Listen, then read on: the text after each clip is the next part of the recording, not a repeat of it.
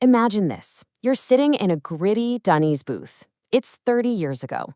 The founders of the company you're running are looking at each other, realizing a terrifying truth. You are exactly 30 days away from complete and utter bankruptcy.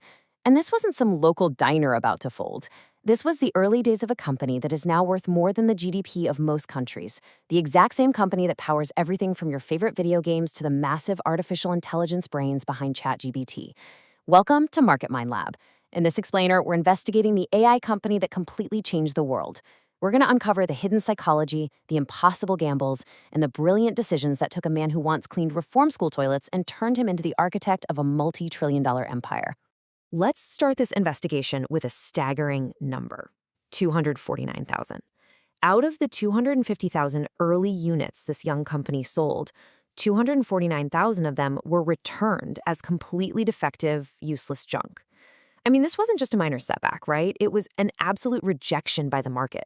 So how could a company with such a massive, world-changing vision fail so spectacularly right out of the gate?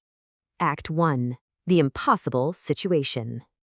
Back in 1993, Jensen Huang and his two co-founders started with just $40,000. They believed the future of computing was going to be highly visual and incredibly immersive. So they named their company Nvidia, inspired by Nvidia, the Latin word for envy. Their mission was pretty literal. They wanted to make the entire industry green with envy. But their very first major technical gamble, it almost destroyed them. In 1995, Jensen made a fascinating but ultimately catastrophic mathematical choice. He bet everything on quads, using curved surfaces for rendering 3D graphics. Now, mathematically, it was elegant, beautiful even. But shortly after, Microsoft released DirectX, making triangles the absolute standard for the industry. Almost overnight, NVIDIA's brilliant quads were completely isolated. Their cutting-edge technology was literally obsolete before it even hit the shelves. And this brilliantly illustrates a really dangerous psychological trap that catches so many smart minds. It's called optimism bias. It happens when extreme confidence in a beautifully elegant theory totally masks the reality of a looming disaster. The founders were so blinded by the mathematical perfection of what they were building that they just ignored the reality of the market. And this bias led directly to that massive financial hemorrhage of 250,000 returned units. They were staring straight down the barrel of their first near-death experience. Act 2. The critical decision. So Nvidia was facing the proverbial death knell. Staring at bankruptcy, Jensen made a choice that completely defied standard corporate self-preservation. Think about it. Most CEOs in the spot, they'd hide the failure, maybe point fingers, or try to spin the narrative to save face. Jensen chose a totally different, deeply uncomfortable path. He literally flew all the way to Japan to meet face-to-face with the CEO of Sega, who at the time was their biggest and most important partner. The sheer vulnerability of his message was just astounding. He looked the CEO right in the eye and delivered the brutal truth. He said, "Our technology is on the wrong path." He admitted they failed. And then he did the unthinkable. He asked Sega to completely cancel their contract. But here is the fascinating psychological twist. Without that specific contract, Nvidia would cease to exist by the very next morning. So Jensen asked the Sega CEO for a massive leap of faith. He basically said, cancel the contract, but pay us the remaining $5 million anyway as a bailout so we can survive to build something better. And the craziest part of this whole story? Sega actually agreed. Not because they were getting a working chip out of it, but solely based on Jensen's raw integrity.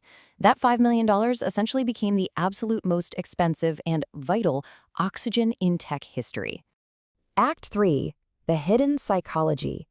With that temporary $5 million lifeline secured, Nvidia had to rebuild their entire architecture from the ground up. To do this, they relied on two core psychological frameworks that fundamentally rewired how the company thought and operated. The first framework is productive paranoia. This is essentially the act of using the constant looming threat of failure to drive relentless, outsized execution. To stretch their extremely limited funds, Jensen actually had to fire half of his workforce. He then instituted what became known internally as a suicidal mandate. The goal? Turn the remaining terrified crew from prey into predators. They couldn't just keep up with the market anymore. They had to run faster than the market could even comprehend. Let's look at how this paranoia actually manifested on the timeline. We call this the 6-month war. At the time, the comfortable, accepted industry standard for developing a new computer chip was 2 full years. NVIDIA's new suicidal mandate? Release a wildly new architecture every 6 months. It's insane. By the time a competitor even reacted to one Nvidia chip, Jensen's team had already launched two more. They were hunting. This incredible, relentless pace culminated in 1999 with the release of the GeForce 256, which was dubbed the world's very first official GPU. But the real revolution here wasn't just about rendering faster video games. Jensen had a much bigger realization. See, the traditional CPU was kind of like having a few highly skilled workers handling complex tasks sequentially, one by one by one. But Jensen realized that a GPU was fundamentally different. It was more like having thousands of workers doing simple tasks in parallel, all at the exact same time.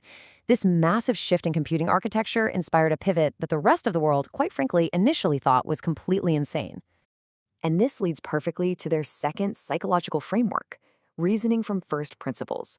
This means making bold decisions based on fundamental mathematical truths rather than current market logic or those short-sighted quarter-to-quarter earnings. So, in 2006, Nvidia launched CUDA. It was a software platform designed to unlock all that parallel processing power for general computing. Wall Street was absolutely horrified. For a decade, Nvidia poured $10 billion into a platform that financial analysts loudly and publicly mocked as a bridge to nowhere. But Jensen, he was betting the entire company on a market that didn't even exist yet, simply because the math told him it was inevitable. Act 4. The consequences. For years, Nvidia endured what was known in the industry as the CUDA winter. Their stock stagnated, the critics circled, and the internal pressure was just immense. But here's the thing. You can only ignore fundamental truths for so long. That grueling winter finally broke in 2012, and when it did, it forever altered the global technological landscape. A researcher named Alex Krzyzewski used NVIDIA GPUs to train a neural network for this massive image recognition contest. He didn't just win the contest, though. He completely obliterated the competition, achieving results that experts genuinely thought were still decades away.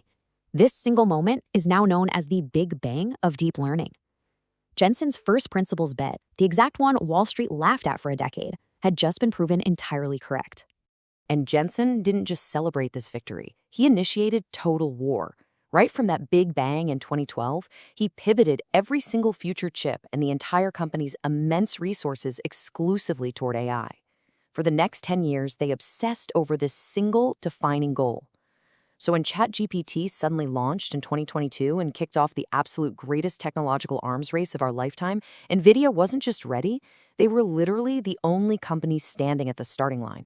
So, a really crucial point we need to ask is, why can't competitors just build a faster chip today and beat them?